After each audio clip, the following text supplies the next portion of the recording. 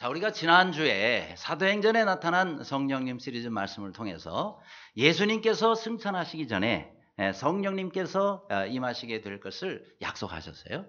그런데 이제 오늘은 이제 오실 성령님이 아니라 이제 어떻게 성령님이 오시게 됐는가 하는 임하실 때 그 장면을 함께 나누게 됩니다. 자, 우선 시기적으로 볼 때 성령님은 오순절이라는 이스라엘의 절기 때 오셨습니다. 자, 이 오순절은 뭡니까? 우선 유월절은 죽음의 절기라고 말할 수가 있어요. 어린 양이 죄를 대신해서 죽습니다. 집집마다 어린 양들을 잡죠. 사실은 그 어린 양이 예수님을 상징하는데, 그래서 죽음의 절기라고 말할 수 있다면 이 오순절은 감사의 절기요, 그리고 추수의 절기라고 말할 수가 있어요. 그래서 맥주 감사절하고 이렇게 연결이 됩니다. 그런데 자, 이 오순절 때 성령님이 그때에 맞춰서 오시게 된 것은 이때에 각지에 퍼져 있는 많은 유대인들 교포들이 다 모이게 돼요. 그들에게 이제 하나님의 역사를 나타내시기 위함이고, 또 이 오순절이 추수 때 아닙니까? 하나님의 많은 백성들을 추수하는 그런 하나님의 뜻이 담겨 있기도 합니다. 자, 그런데 예수님께서 그럼 가시고 오순절에 오신 이 성령님, 그때의 배경이 어떠했느냐? 자, 성령님이 언제 이들에게 임하셨느냐라는 것입니다. 첫째는 저들이 순종하여 모이기를 힘쓸 때 임하셨다는 거예요. 자, 2장 1절에 오순절 날이 이미 이름에 그들이 다 같이 한 곳에 모였더니 이렇게 말씀했습니다. 자, 제자들이 전부 이 오순절 때에 한 곳에 모였어요. 각자 명절 절기 지키느라고 바쁜 것이 아니고 이들은 오직 한 가지예요. 뭐예요? 성령님, 예수님께서 약속하신 건 성령님이 임하시기를 저들은 기다리는데 한 곳에 모였다. 그런데 이들이 이렇게 모인 것은 예수님께서 그렇게 명령하셨기 때문에 기다리라, 예루살렘을 떠나지 말고 기다리라, 지난주에 말씀했죠. 그 명령에 순종하기 위함입니다. 그래서 주님의 말씀처럼 예루살렘을 떠나지 말고 내게서 들은 바 아버지의 약속하신 것을 기다리라, 이 말씀을 기억하고 저들은 모여 있었던 겁니다. 근데 중요한 게 뭐냐면 성령님은요, 순종하는 자들에게 임하신다는 거예요.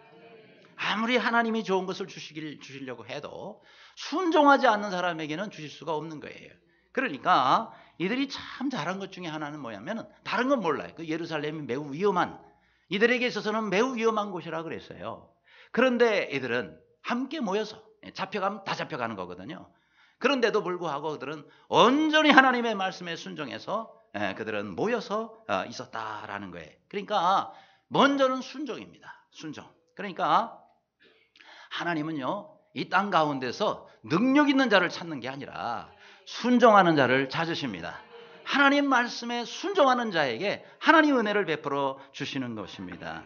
그래요, 여러분, 순종하지 않는 사람이 어찌 성령을 받을 수가 있겠습니까? 그렇죠? 또 성령을 그런 사람이 받았다 하더라도 어떻게 하나님께 순종을 하냐 이 말이에요. 왜요? 불순종하는데. 따라서 성령 받는 사람의 첫 번째 특징은 뭐냐? 잘 순종하는 사람이라는 거예요. 한번 따라 합시다. 하나님 말씀을 순종할 때 성령을 받는다. 그러니까 우리가, 여러분 정말 성령 받기를 원하시면 먼저 순종을 잘 하시기를 바랍니다. 그렇습니다. 예수님도 이 땅에 오셔서 하나님 말씀에 잘 순종하셨어요. 그래서 요한복음 21장에 나의 계명을 가지고 지키는 자라야 나를 사랑하는 자니. 아니, 주님 말씀 지키지도 않으면서 주님 사랑한다는 말은 그건 거짓이에요. 우리가 하나님을 사랑한다면 하나님 말씀을 잘 지켜야 되는 거예요. 그래서 제일 먼저 우리가 정말 성령 받기를 원한다면 우리가 먼저 하나님 말씀에 잘 순종해야 돼요. 그런데 이들은 순종해서 예루살렘을 떠나지 않았을 뿐만 아니라 또한 이들이 한 일이 뭐예요? 모여 있었다라는 거예요. 모여 있어. 이 모임이 참 중요합니다. 마가의 다락방에 120문도가 다 모여가지고 그들이 전체가 모였을 때 거기에 성령께서 임하신 것이다 이 말이에요. 여러분, 혼자 있는 것도 물론 중요합니다. 그러나 더 중요한 것은 믿는 사람들이 함께 모여 있는 것이 중요해요. 왜요? 모여 있을 때 거기에 성령이 임하셨기 때문입니다. 그래요, 우리가 교회에서의 모임은 그래서 중요한 거예요. 교회에서 여러 종류의 모임들이 있잖아요. 그 모임들을 사모하시기를 바라고, 또 그런 모임들에 여러분이 함께 참여하기를 힘쓰시기를 바랍니다. 기도하는 자리에 여러분이 함께 나오고, 전도하는 자리에 함께 나오고, 예배하는 자리에 함께 나오고, 섬김의 자리에 함께 나오실 수 있기를 바랍니다. 모일 때 역사가 일어나는 거예요. 여러분, 이스라엘 백성들이 위기에 처했을 때, 그때에 저들은 어떻게 했느냐? 사무엘이 그 당시에 리더였는데 전부 미스바라는 광장에 모였어요. 뭐 하기 위해서 모였느냐면, 무슨 뭐 저들이 놀려고 모인 것도 아니고 다른 거 하려고 모인 게 아니에요. 오직 우리 하나님 앞에 회개하고 금식하고 기도하기 위해서 모였습니다. 왜요? 우리가 이대로 돼 있다간 하나님 앞에서 정말 이 민족이 망한다. 그러니 우리가 하나님 앞에 모여서 회개하고 부르짖자. 그래서 모였어요. 그런데 블레셋 군사들이, 블레셋이 오해를 했어요. 전쟁을 하기 위해서 전부 모인 줄 알고, 어린아이들까지 다 모였으니까요. 전쟁을 위해서 모인 줄 알고 저들이 쳐들어왔어요. 그러니 얼마나 큰일 난 겁니까? 아무 준비도 안 하고 기도하기 위해서 모였는데, 블레셋 군사들이 전부 동원을 해가지고 무기로 무장을 하고 쳐들어왔어요. 그러니 뭐 이스라엘 백성들이 어떻게 해요? 뭘로 싸워요? 싸울 무기가 없어요. 그러나 아직 한 가지, 뭐예요? 하나님 앞에 기도로. 그렇죠?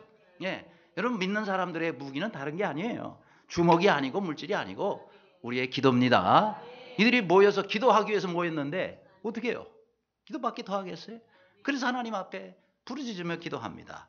그랬더니요, 이야, 놀라운 일이 일어납니다. 사무엘상 7장 10절에 보니까 블레셋 사람이 이스라엘과 싸우려고 가까이 오매 그날에 여호와께서 블레셋 사람에게 큰 우레를 발하여 그들을 어지럽게 하시니 그들이 이스라엘 앞에서 패한지라 라고 말씀하고 있습니다. 할렐루야. 누가 역사하셨어요? 하나님이 역사하셨어요. 큰 우레를 발해 막 우르릉 쾅쾅쾅쾅 막 치니까 하늘에서 이런 그 우레가 치니 얼마나 놀래겠어요. 그렇죠? 아니, 멀쩡하게 있다가도 집에서 막 이렇게 천둥이 내려치고 이러면은 혹시 내가 뭘 잘못한 게 없나 하면서 정말 두려운 마음이 생길 때도 있잖아요. 그런데 이 뭐 밖에서 말이죠, 막 하늘에서 이렇게 우레들이 내리치니까 막 블레셋 사람들이 정신을 잃어가지고 말이죠. 그래가지고 패하고 다 도망을 해버렸어요. 여러분, 이들은 칼 한 번 쓰지 아니하고 하나님께서 역사하셔서 저들을 다 물리쳐 주신 줄로 믿습니다. 한번 따라하시기 바랍니다. 모일 때 역사가 일어납니다. 예, 그렇습니다. 늘 교회에서 모이는 작은 모임이든 큰 모임이든 모임 있을 때마다 모임에 힘쓰는 여러분 되시기를 간절히 바랍니다. 두 번째로, 성령님이 또 언제 임하셨나요? 기도할 때, 또 기도에 힘쓸 때 성령님이 임하셨습니다. 자, 1장 14절 다 같이 읽습니다. 시작. 더불어 마음을 같이하여 오로지 기도에 힘쓰더라. 아멘. 자, 저들이 마가의 다락방에 모여서 저들이 열심히 한 게 뭐냐면은 다른 게 아니에요. 기도에 힘썼다 그랬어요. 1장에 보니까 베드로의 말씀도 있었어요. 또 마띠아라는 가룟 유다를 대신한 예수님 12제자 가운데 한 사람을 또 제비를 뽑아 세우기도 합니다. 그러나 저들이 주로 한 일은 뭐냐? 기도하는 일이었다라는 것입니다. 여러분, 우리가 기도에 힘쓸 때 성령님이 임하시고 우리의 대적도 잠잠하고 하나님의 역사는 일어나는 것입니다. 그렇습니다. 우리가 다른 것도 잘해야 돼요. 다른 것도 열심히 해야 돼요. 그러나 우리가 가장 힘쓸 것은 뭐냐? 기도하는 일이다 하는 거예요. 여러분, 여기서 오로지 기도에 힘쓴다 하는 것은 그냥 대충 쉬엄쉬엄 그렇게 하는 것이 오로지 기도에 힘쓰는 것이 아닙니다. 어떻게 하는 거냐? 전심전력하는, 오직 기도하는 일에 전심전력해서 거기다 기울이는 거예요. 전적으로 기도하는 일에 매달리는 거예요. 기도 아니면은 안 됩니다. 기도 아니면 살 수가 없습니다. 하나님 살려주세요. 그러면서 그 기도하는 일을 붙잡고 이게 오로지 기도에 힘쓰는 거예요. 지난번에 우리나라에 참 가뭄이 한동안 들더니 또 계속 또 비가 또 많이 내려가지고 곳곳에 또 물난리 나지 않았습니까? 그런데 이제 조난을 당했어요. 어디 산으로 놀러 갔다가 막 그 물이 내려오니까, 그러니까 그들을 구조하면서 어떻게 해요? 줄을 하나를 매달아가지고 건너세요. 그러니까 그 줄에 매달려가지고 그렇게 합니다. 그 줄 끊어지면 어떻게 되는 거예요? 그 줄을 놓치면 어떻게 되는 거예요? 그러니까 이 줄 하나에 내 생명이 달려 있는 거죠. 그렇죠? 줄을 붙잡고 그냥 얼마나 간절하게 이 줄을 붙잡고 그리고 이쪽으로 건너옵니까? 그런 심정이에요. 여러분, 우리가 정말 기도를 붙잡으면은 기도 아니면 나는 죽는다.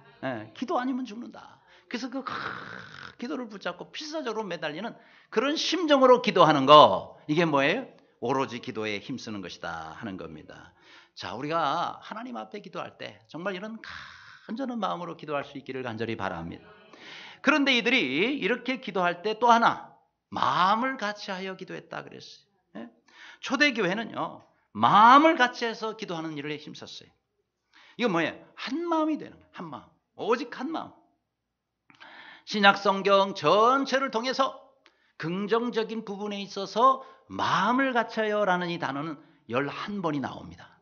근데 이 11번 가운데 10번이 사도행전에 나와요.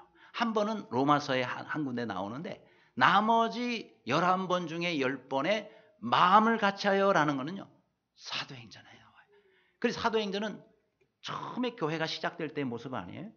근데 저들이 어떻게 했어요? 마음을 같이하여. 그렇죠? 마음을 같이. 여러분, 기도할 때 중요한 것은 마음을 같이 하는 겁니다. 마음을 같이. 마음이 나눠져 있으면 역사가 안 돼. 사랑방도 마음을 같이 해야 돼요. 사랑방에 마음이, 성도들끼리 마음이 나눠져 있으면 어떻게 하나님이 거기 역사하냔 말이죠. 그래서 마음을 같이 하는 게 중요해요. 남녀 전도에도 모여가지고 마음을 같이 하여 기도에 힘써야 되는데 남녀 전도에도 마음이 나눠져 있어요. 그러면 어떻게 성령이 역사하냔 말이에요. 그러니까 우리가 함께, 교회는 마음을 같이 하고 한 마음을 갖는 것이 참으로 중요합니다. 그럼 누구든지 대적할 수가 없어요. 교회가 마음이 하나가 되어 똘똘 뭉치면요, 사단이 어떤 작전, 어떤 모양으로 공격해와도 다 물리칠 수가 있습니다. 중요한 것은 우리 믿는 성도들이 마음이 하나가 되는 거예요. 그래서 새벽에 기도할 때도 마음을 같이하여 새벽에도 하나님 앞에 기도해야 되는 거예요. 새벽에 왜 집에서 각자 기도하지 교회 와서 기도합니까? 마음을 같이해서 기도할 제목이 있고 마음을 같이해서 하나님 앞에 부르짖을 제목이 있기 때문에, 그래서 우리가 새벽에도 함께 모이는, 토요일 새벽에는 토요일 새벽대로 모이고 매일 새벽은 매일 새벽대로 모이지 않습니까? 아니, 누가 도대체 새벽 기도는 만들어가지고 이렇게 힘들게 한데, 이런 분도 계세요. 새벽마다 나오라고 그러고 새벽마다 목회자는 또 나와서 기도해야 되니까. 다른 나라의 사람들이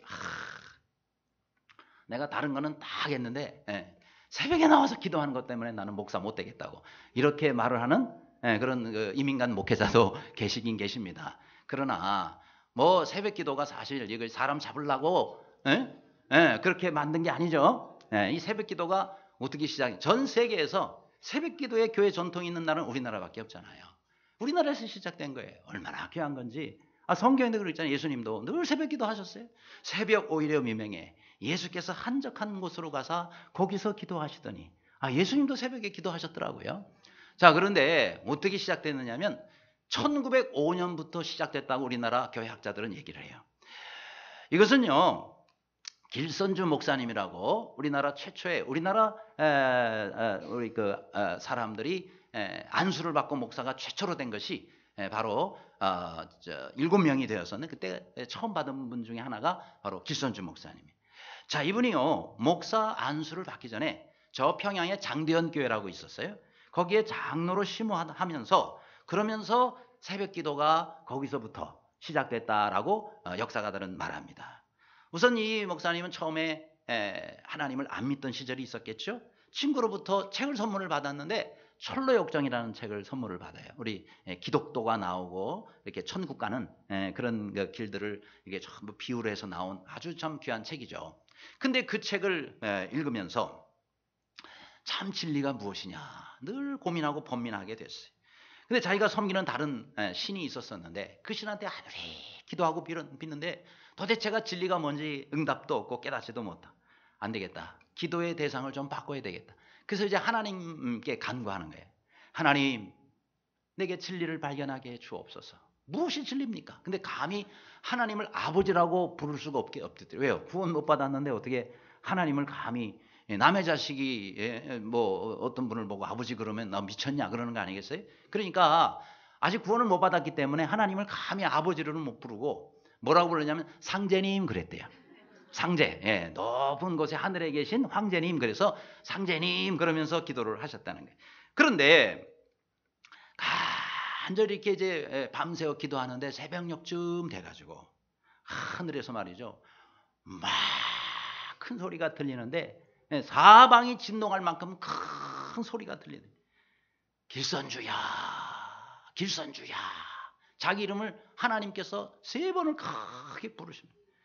순간 이 길선주 목사님이, 나를 사랑하시는 하나님, 나의 죄를 용서하여 주옵소서. 그러고 자기를 살려달라고, 죽을 것 같더래요. 너무 무서워가지고 하나님 살려주세요. 그러면서 회개하고 방성대곡하면서 그러면서 기도를 하는데 막 온몸이 불덩어리처럼 막 뜨거워지더래요. 그러면서 거기서 성령 받고 그러면서 하나님 앞에 이제 헌신을 하게 된 거거든요. 이런 체험 때문에 새벽마다 하나님 앞에 기도한 것이, 그것이 시작이 돼가지고 새벽 기도가 됐어요. 그런데 당시 우리나라 여인네들이 남편과 자식들을 위해서 새벽마다 정화수 떠놓고 기도하고 비는 거 아시잖아요. 예, 그런 우리나라의 전통이 있었기 때문에 이 전통이 새벽에 나와서 하나님 앞에 기도하는 것으로 바뀌면서, 그러면서 새벽마다 하나님 앞에 나와가지고 부르짖고 기도하고, 그것이 기초가 돼가지고 1907년도에 평양 대부흥운동이 전국으로 이렇게 퍼져나갑니다. 그러면서 새벽 기도가 우리나라의 모든 교회에 다 새벽 기도하게 되는 그런 귀한 전통으로 세워졌다는 거예요.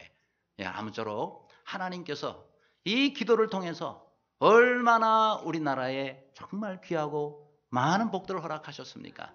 아무쪼록 우리도 하나님께서 우리에게 주시는 기도의 시간 귀히 여기고, 늘 하나님 앞에, 교회가 멀면 가까이 있는 동네의 교회에서라도 여러분이 새벽에 나와서 정말 기도하고 부르짖는 기도의 사람들이 되시기를 간절히 바랍니다. 세 번째로, 성령님께서 임하셨을 때 어떤 일이 일어나요? 초자연적인 일이 일어났습니다. 자, 2장 2절 3절에 호련히 하늘로부터 급하고 강한 바람 같은 소리가 있어 그들이 앉은 온 집에 가득하며 마치 불의 혀처럼 갈라지는 것들이 그들에게 보여 각 사람이 하나씩 임하여 있더니 그랬어요. 모여 기도하고 있던 이 사람들에게 특별한 일이 일어났어요. 이걸 정리하면 2가지입니다. 하나는 급하고 강한 바람 같은 소리가 있어요. 소리가 크게 들렸어요. 이거는 귀로 들리는 거예요. 그 다음 또 하나는 눈으로 보이는 게 일어났어요. 불의 혀처럼 갈라지는 것들이 각 사람 위에 임하였더라 그랬어요. 그러니까 이건 눈으로 보이는 거예요. 귀로 들리고 눈으로 보이는 거예요. 자, 근데 귀로 들리는 거는요, 이 당시에 명절 때니까 예루살렘 사람들이 아주 많이 모였었어요. 그런데 어디서 모르지만 그냥 쉐 하는 소리가 들리니까 이게 무슨 소리지 하면서 그 소리를 따라 찾아온 데가 어디에? 마가의 다락방이란 말이죠. 기도하고 있는 그들에게 이 많은 사람들이 이 소리 때문에 찾아오게 된 거예요. 그러면서 그들이 눈으로 본 것이 뭐예요? 막 천장에서부터 팍 각 사람 위에 막 불의 그 혀처럼 그것이 막 그렇게 임하는 것들을 보았다는 말이죠. 자, 근데 여기서 우리 한 가지 주목할 것은 이게 자연현상이 아니라는 거예요. 급하고 강한 바람 소리라고 돼 있지 않아요. 성경을 자세히 보면 바람 같은 소리예요. 바람 같은 소리, 이게 바람 소리가 아닙니다. 또 하나는 뭐냐면은 이 불의 혀라 그러지 않았어요. 불의 혀처럼 갈라지는 거, 그렇죠? 불의 혀 같이 갈라지는 거예요. 그러니까 불의 혀가 아니고 불의 혀처럼, 마치 불을 거꾸로 매달아 가지고 거꾸로 막 이게 불꽃이 이렇게 불의 혀가 갈라지는 것처럼 그런 모양으로 하는 것이, 그게 실제 무슨 불의 혀가 아닌 거예요. 그러니까 전적으로 자연상이 아니에요. 이건 성령께서 임하실 때 특별하게 바로 그 시간에 그 자리에 임했던 그런 초자연적인 역사였다라는 거예요. 그러니까 오늘날도 성령님이 임하실 때 모든 곳에 이런 일이 일어나는 것은 아니에요. 하나님께서 성령을 통해서 역사하실 때 아주 독특하게 역사하시는 때가 많아요. 그러니까 뭐 성령님이 임하실 때마다 전부 이런 현상이 일어나는 것은 결코 아닙니다. 그 이후로 거의 이런 일이 일어났다는 것을 저도 본 일도 없고 들은 일도 없어요. 그러니까 다양하게 임하세요. 성령님이 임하실 때는 매우 다양하게 여러 모양으로 나타난다 하는 겁니다. 여러 특징들이 있어요. 어떤 경우에는 개인에게 성령이 임하실 때는요, 성령이 임하실 때는 막 뜨거워지는 그런 경험이 있기도 해요. 어떤 사람은 심지어 뜨거워 하면서 막 떼굴떼굴 구르는 그런 것도 봤어요.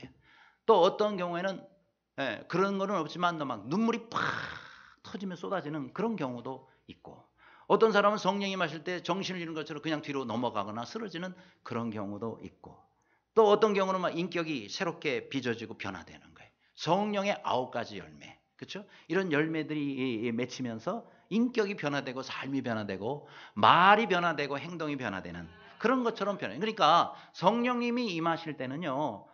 이렇게 겉으로 볼 때에 드러나는 것들도 있지만은 어떤 경우에는 전혀 뭐 내 느낌도 없고 감정도 없고 어떤 현상도 없고 이렇게 나타나는 경우도 많이 있습니다. 그러니까 어떤 표시가 없다 그래서 뭐야 이거 성령님이 임하지 않으셨잖아 이렇게 생각하는 건 오해입니다. 그렇죠? 여러분이 주님을 내가 영접합니다. 그럴 때 성령님 내가 오시잖아요. 그때 무슨 뭐 다 뒤집어지고 넘어지고 이런 일이 일어나는 건 아니에요. 드물게는 그런 일들도 있을 수 있으나 그렇지 않은 일들도 많이 있기 때문에 성령님이 내게 임하시는 것은 그 뒤로 보면은 이제 안다라는 겁니다. 또 어떤 경우에는 병든 사람이 일어나기도 하고 여기처럼 방언이 터지기도 하고 기적들이 일어날 수도 있으나 그렇지 않는 경우도 많이 있다라는 거죠. 하지만 분명한 것은 하나님 약속하시면 그 약속은 이루어진다는 사실입니다. 아무쪼록 성령님을 사모하고 그 성령님이 내 안에 임할 때에 그 성령님을 통해서 천천히 변화가 일어나든지 한순간에 어떤 역사가 일어나든지 그건 하나님이 해주시는 일이고 우리는 그 성령님을 통해서 날마다 변화되는 삶을 살아야 되겠다 하는 겁니다. 그런 변화와 그런 삶이 이루어지는 모두가 되시기를 간절히 바랍니다. 끝으로 성령님께서 초대교회에 이렇게 임하셨을 때 어떤 일이 일어나느냐면 성령의 충만함을 그들이 받았다는 거예요.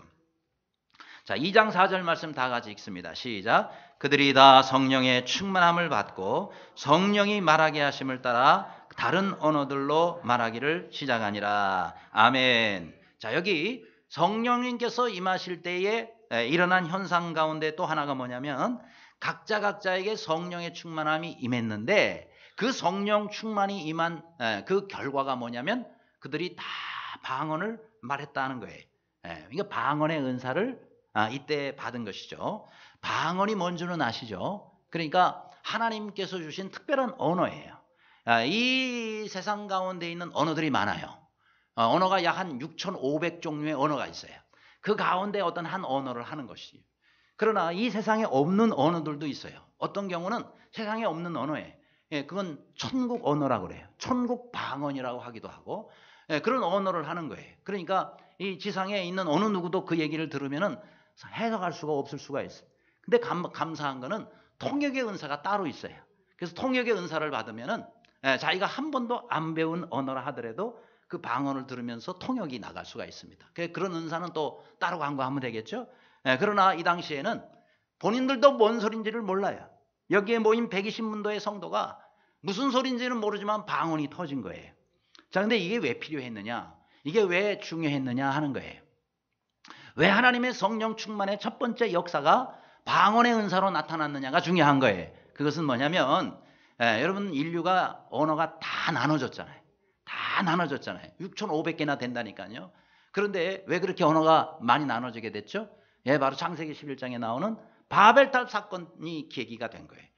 저들이 하나님께 도전하고 우리 이름을 내고 우리가 세상에 나가자 그러면서 그들이 바벨탑을 쌓으려고 할 때 하나님이 임재하셔서 쌓는 것을 그치게 하고 저들을 다 흩어버리시잖아요. 그러면서 이들이 모이면 자꾸 죄 지으니까 언어를 다 혼잡게 해버렸어요. 그래가지고 서로 못 알아듣게 만드니까 말 통하는 사람들끼리 만나가지고 그렇게 해서 이제 각기 부족을 이루게 된 것이 세상 언어가 이렇게 많아지게 된 계기가 된 겁니다. 자, 그런데 이 오순절 때 성령님이 임하셨는데 이게 왜 필이면 왜 오순절이라 그랬죠? 이 대명절이니까 흩어져 있던 유대인 교포들이 다 이때 명절 지키려고 온 거예요. 예루살렘에. 거기서 이 큰 바람 같은 소리를 듣고 모여왔단 말이죠. 근데 막 모여가지고 저들이 이제 기도를 하는데 소리를 들어보니까 깜짝 놀랄 일이요. 자기가 예를 들어서 여기도 나옵니다만은 저 메소포타미아 지역에서 왔어요. 그런데 그 지역에서 자기만 지금 아는 그 언어를 여기 있는 사람들이 한 번도 메소포타미아에 다녀오지도 않았는데 그 중에 일부가 메소포타미아 언어로 막 말을 하는 거예요. 다른 말은 못 알아들으니까 모르잖아요. 그런데 자기네 나라 말은 알아들어요, 못 알아들어요? 알아듣잖아요. 예를 들어서 우리가 어디를 갔는데 세계 각국 회의가 있는데 막 저그들끼리 막 뭐라고 각국 언어로 다 얘기를 하나도 못 알아듣잖아요. 근데 그 중에 한국말이 막 들려요. 한국말로 막 얘기를 하는 그거는 들려요, 안 들려요? 들려. 왜요? 내가 아는 말이니까 그중에 한국말은 내가 알아듣잖아요. 그런 현상에 120문도가 모여가지고 서로 다른 언어를 말하는데 그중에 각기 온 사람들이 다 다른 곳에서 왔는데 자기 언어는 알아듣는 거예요. 근데 뭐라고 얘기해? 하나님의 큰 일을 말하는 도다. 그래서 이들이 성령 안에서 다시 언어가 그전에 나눠졌던 게 하나가 되면서 하나님의 뜻을 저들이 다 듣게 되는 것이다. 그래 궁극적으로 하나님 나라 가면 한국 사람도 없고 일본 사람, 중국 사람 없어요. 천국에 가면 천국 백성만 있습니다. 언어가 통일이 되는 거예요. 그러니까 하나님의 은혜는 다 통일이고 하나가 되는 거예요. 그러니까 이렇게 성령님이 역사하실 때에 방언의 은사가 일어나요. 그러나 그럼 오늘날도 성령이 임하면 다 방언의 은사를 받는다? 아닙니다. 일부가 받을 수 있어요. 일부가. 그러니까 방언의 은사는 처음에 성령이 임하실 때 다 받는 게 아니에요. 대부분은 안 받습니다. 근데 참 여러분이 필요하고 참 이것이 도움이 되면 따로 구하시기를 바랍니다. 방언의 은사라 그랬어요. 은사가 뭐예요? 선물이에요. 선물은 하나님께서 때를 따라서 필요한 사람에게 고져주시는 게 선물이에요. 그렇기 때문에 여러분이 정 필요하면 구하세요. 저도 예수님 믿고 청년 시절에 방언을 제가 간구했던 적이 있었어요. 그래서 하나님이 선물로 주시더라고요. 그래서 지금도 제가 기도하면 제가 혼자 기도할 때는 방언으로 많이 기도합니다. 제 아내도 나중에 또 은사를 받았고. 그러니까 여러분 방언의 은사는 하나님께 구하시면 주시는 거예요. 자, 그런데 중요한 부분은요. 이들이 다 성령 충만함을 먼저 받았다는 거예요. 성령 충만함. 여러분 성령 충만은 우리 신앙생활하면서 늘 사모해야 될 것입니다. 늘 성령 충만을 하나님께 사모하시기를 바랍니다. 우리가 성령을 처음에 받을 때에 성령 충만해지는 사람도 있고 처음에는 성령 세례를 받아요. 성령이 내게 임하세요. 근데 들어오셨는지 안 들어오셨는지 잘 몰라요. 그러나 우리에게 정말 필요한 것은 성령 세례 받은 이후에 성령 충만함입니다. 왜요? 성령 충만은요. 내가 생각하고 말하고 행동하는 것이 성령님의 뜻에 의해서 진행이 되는 거예요. 성령님께 내가 온전히 지배를 받는 상태. 이것이 성령 충만이에요. 어떤 사람은 성령 충만을 오해해요. 아이고 성령 충만하면 내가 완전히 정신이 이상해져 가지고 핵가닥 해가지고 그렇게 아주 정신 빠진 사람처럼 돌아다니는 게 성령 충만이라고 오해하는 사람이 있어요. 그렇지 않습니다. 성령 충만해도요 정신 멀쩡해요. 그래서 딱 아유 저 나쁜 놈이네, 저 좋은 사람이 다 알아요. 성령 충만해도 그러면서 성령님께서 기뻐하지 않는 거. 어떤 일을 내가 안 좋은 일을 하려고 하면 아무개야 나 그거 내가 너무 싫어하는 일이거든. 그러니까 너 하지 마. 그래요. 그러면은 예 알았습니다. 제가 그럼 성령이 기뻐하시지 않으면 제가 안 할게요. 안 하는 거예요. 성령 충만한 사람은요. 그 성령께서 늘 그런 작은 거 하나까지 친히 인도하세요. 제가 술을 안 먹게 된 계기예요. 여러분은 저를 나시린처럼 생각하실지 모르겠어요. 목사님은 태어날 때부터 술은 입에도 안 대시고 아니에요. 저도 물론 뭐 고등학교, 중학교 술은 안 됐지만은 그러나 대학 들어가고 나서요. 저도 믿음이 뚝 떨어지고 교회도 처음 또 몇 개월 동안 안 나고 이럴 때 신앙 다 까먹더라고요. 근데 친구들이 자꾸 좋은 데 있다고 술집에 데려가더라. 그래서 맥주도 마시고 술도 마시고 소주도 마시고 다 마셨어요. 근데 뭐 맛은 별로 없는데 그런데 뭐 약간 휘청휘청되고 뭐 그렇게 기분도 괜찮아지는 것 같고 근데 제가 먹어보니까 제가 술이 조금 센 것 같더라고요. 별로 그렇게 뭐 크게 술이 나를 크게 지배하지는 않아요. 그런데 영 안 좋은 건 뭐냐면 버스를 타면 술 냄새가 다른 사람한테 너무 그게 싫더라고요. 버스를 타면 뭐 택시 타고 다닐 상황은 안 되고 그래서 좋지는 않은데 그런데 교회 가서 다 이제 나중에 기도를 하니까 성령님께서 그러시는 거예요. 내가 너 술 먹는 거 내가 기뻐하지 않는다. 성령이 기뻐하시지 않는 예수님이 싫어하시는 거예요. 제가 술 먹는 거를. 그래서 알겠습니다. 제가 평생도록 술을 먹지 않겠어요. 그래서 그때부터 지금까지 저는 제가 제 자유로 제가 술을 먹어본 적이 없어요. 마셔본 적이 없어요. 왜요? 하나님이 싫어하시더라고요. 그래요. 단순해요. 하나님이 기뻐하지 않기 때문에 저는 끊은 거예요. 뭐 술이 주는 유익도 있을 수도 있고 해도 있었지만 그거 다 두 번째고 하나님이 저에게 원치 않으시더라고요. 그래서 안 하는 거예요. 근데 이 성령 충만이라는 건 이처럼 성령님께서 우리에게 이렇게 해라. 또 저렇게 안 했으면 좋겠다. 그럴 때야 아멘 하고 순종하는 거 이런 것이 성령 충만한 상태입니다. 그렇죠? 저는 개인적으로 제가 성령 충만을 많이 체험하는 때는 기도할 때 그 다음에 찬송을 부를 때 찬송 가운데 들어가면 성령 충만해져요. 그 다음에 말씀을 깊이 묵상할 때 또 한 가지는요 전도할 때 저는 성령 충만을 많이 체험했어요. 정말 간절하게 그 영혼을 의지하고 주여, 내가 전도해서 저 사람 돌아올 것 같지 않은데 저 사람 마음을 사로잡아 주옵소서. 제가 전도할 때 역사해 주. 그래서 성령을 간절히 의지하고 말씀 전할 때 하나님께서 역사하시는 걸 많이 봐요. 그럴 때 제가 성령 충만한 걸 많이 체험하거든요. 핍박도 오기도 하고 어려움 당할 때 더 성령이 충만해지는 것 같아요. 그렇죠?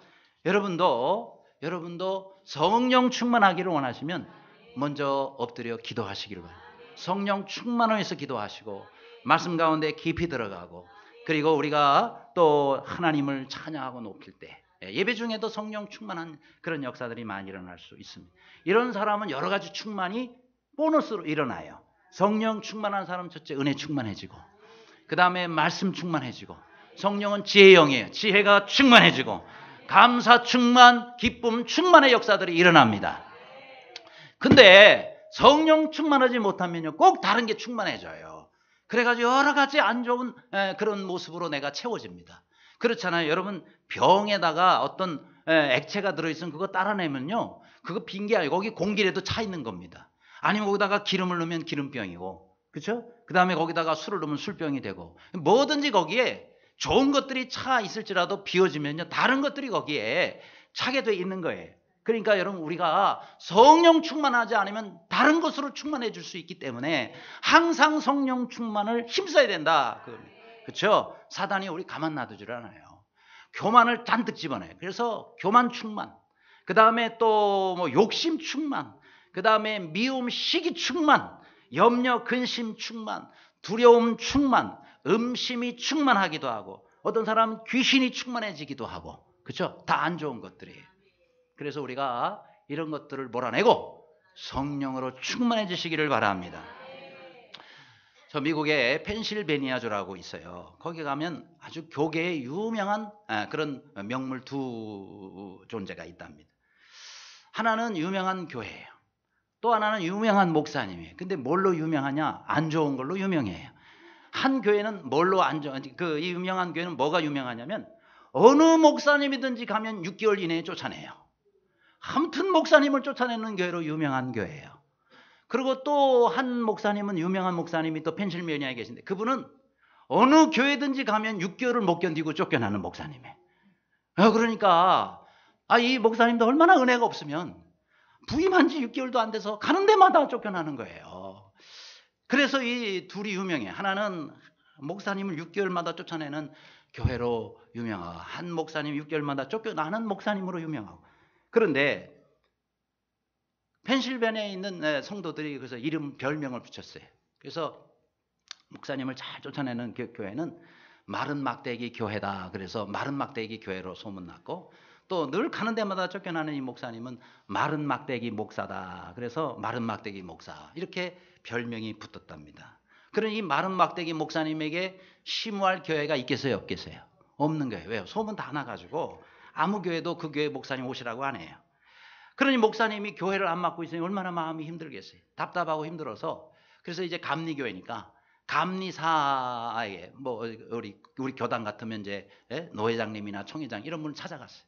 그래서 감리사님, 제가 목사인데 교회를 못 맡아서 너무 힘이 듭니다. 교회 하나 좋은 데 있으면 좀 소개해 주세요. 이 감리사님이 아무리 찾아봐도 없는 거예요. 근데 마침 그 마른 막대기 교회 담임 목사님이 한 계세요. 왜요? 자꾸 쫓아내니까 비어 있어요. 그래서 그 교회를 소개를 시켜준 거예요. 그래서 교회가 마침 한 교회가 비었는데 거기 갈라고 그러니까 가겠다고. 제가 지금 뭐 가리겠습니까? 어느 교회든지 그저 소개만 해주시면 가겠습니다. 그렇게 해서 이제 소개를 해줬는데 알고 보니까 마른 막대기 교회라. 그 뭐 마른 막대기 목사님이 마른 막대기 교회라고 싫다고 그럴 수가 없잖아요. 왜요? 같은 마른 막대기 입장이니. 그래서 아멘. 그러고 이제 가기로 했어요. 했는데 부임하기 3일 전에 내가 그냥 가면 안 되지.